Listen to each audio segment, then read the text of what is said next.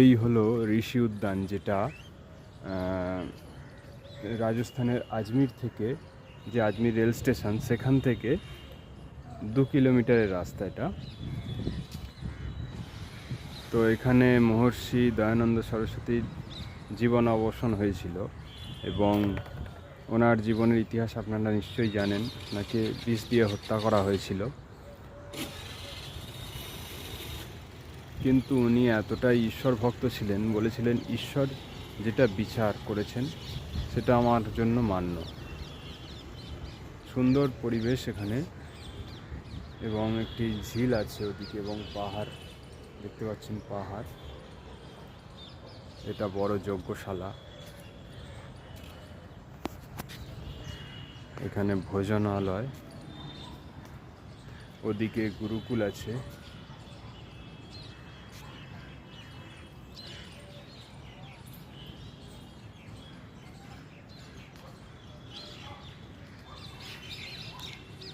এখানে গোশালা দেখতে পাচ্ছেন।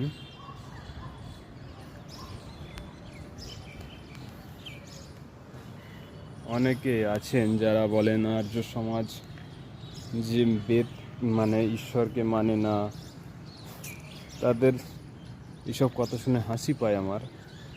আমরা হচ্ছি, বা আমাদের বৈদিক সিদ্ধান্ত যেটা ঈশ্বরীয় সিদ্ধান্ত, এবং সেখানে গোমাতাকে গাব বিশ্বস্য মাতারা বলা হয়েছে, এবং আর্য সমাজ গোরক্ষায় যতটা কাজ করেছে অন্যান্য কোনো সংগঠন পাবেন না। এবং গুরুকুল শিক্ষা যেটা আমাদের লুপ্ত, সেখানে দেখবেন আর্য সমাজের বেশিরভাগ গুরুকুল এখনও চলছে।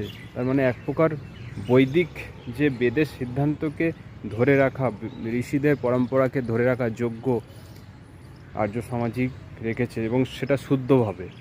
বেদের মধ্যেও অনেক ভুল ভাষ্য আছে, যেখানে প্রাণী হত্যার কথা বলা হয়েছে, এবং বলি মানে কোনো প্রাণীকে এসে সেখানে আহুতি দেয়া, সেগুলোকে শুদ্ধ করেছেন। তো ঋষিরা সবসময় যেটা অষ্টযোগের কথা বলছেন, সেখানে অহিংসা বলা হয়েছে যমের মধ্যে, 5টি যম। এবং যদি আমরা যজ্ঞে আহুতি দিই, তাহলে কি আমাদের এটা হিংসা হলো না?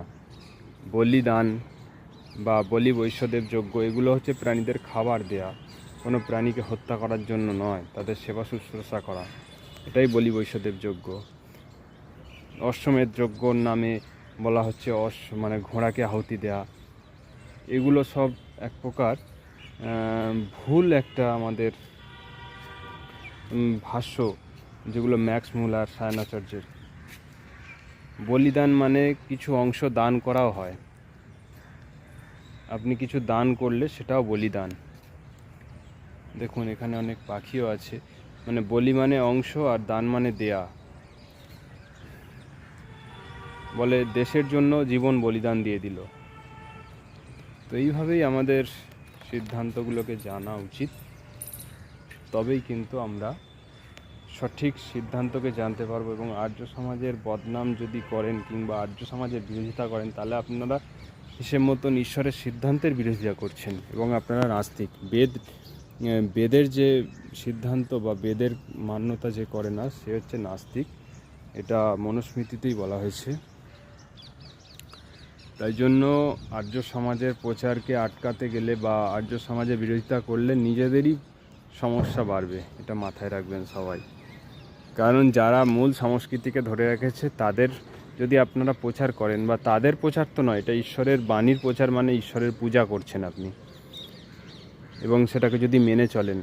আর আমাদের সমস্ত ঐক্যের পথও আছে এই বেদের মধ্যে। তাই জন্য একটু ধীর স্থির চিন্তা করে জুড়ুন এবং বেদের প্রচার করুন।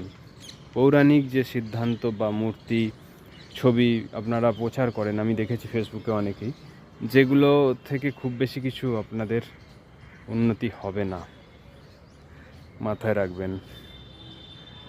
এর মাধ্যমে আজকে আমাদের অনেক অবিদ্যা, অনেক কুসংস্কার ছড়িয়ে যাচ্ছে। তো আপনারাও এখানে আসতে পারেন, এখানে যোগ শিবির হয় এবং অনেক কিছু শিখতে পারবেন এখানে।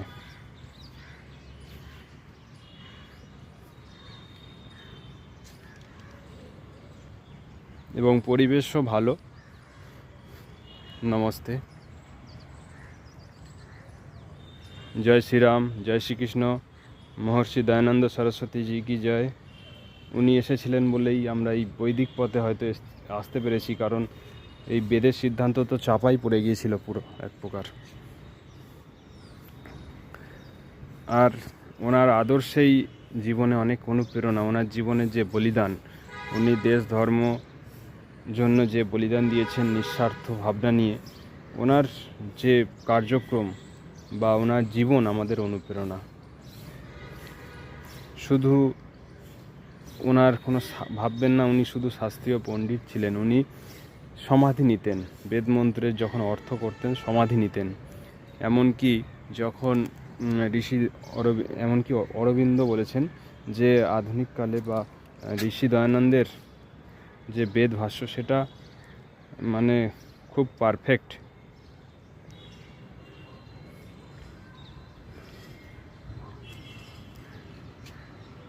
তাই আপনারাও আসুন এবং এসে আমাদের এই সুন্দর স্থানটি দেখে যান এবং ওনার জীবন থেকে অনুপ্রেরণা নিয়ে ধর্মের জন্য কাজ করুন। ওম ধ্বজ ঈশ্বরের মুখ্য নাম উঠছে, দেখতে পাচ্ছেন।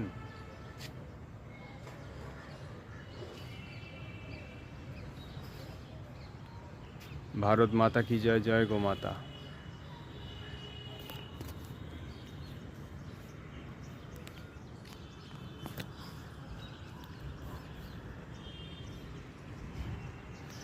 এবং দেশের বিপ্লবীদের একটা বড় অংশই ওনার থেকে অনুপ্রাণিত ছিলেন।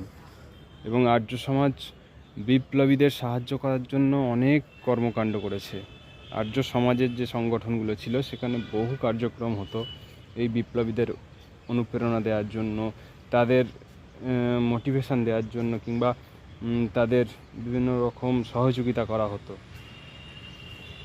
আর্য সমাজের এই যে মানে ছিল কার্যক্রম, তার জন্য ভারতবর্ষ অনেকটা আগে মানে স্বাধীনতার জন্য অনেক লড়াইয়ের রসদও পেয়েছে। এখনও আর্য সমাজে যদি আপনি আসেন দেখতে পাবেন চারিদিকে মানে ঘরের মধ্যে বিভিন্ন বিপ্লবীদের ছবি আছে। অন্যান্য সংগঠনে আপনি গেলে পাবেন না, খুবই কম।